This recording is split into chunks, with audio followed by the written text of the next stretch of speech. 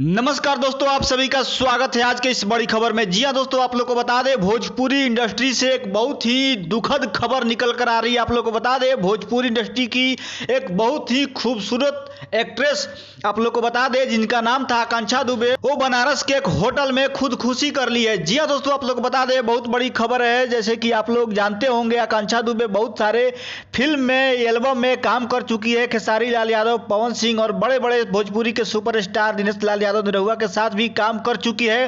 और आप लोग जैसे कि स्क्रीन पर देख सकते हैं दोस्तों, बनारस के सारनाथ के एक होटल में आत्महत्या कर ली है आकांक्षा दुबे। जी हाँ, जो कि ये बहुत बड़ी खबर है और बहुत ही दुखद खबर है भोजपुरी इंडस्ट्री के लिए। एक बहुत ही खूबसूरत एक्ट्रेस थी, लेकिन दोस्तों आप लोग को बता दें अभी कारण पता नहीं चला है कि किस कारण से आकांक्षा दुबे ने एक कदम उठाया है। लेकिन आप लोग को बता दें फिलहाल का खबर यही है कि आकांक्षा दुबे ने खुदकुशी कर लिया है, जो कि जनपद के चौरी थाना क्षेत्र के परसीपुर की रहने वाली थी। तो आज की इस वीडियो में इतना ही। वीडियो अच्छा लगे तो वीडियो को शेयर और लाइक जरूर कर दीजिएगा दोस्तों। धन्यवाद।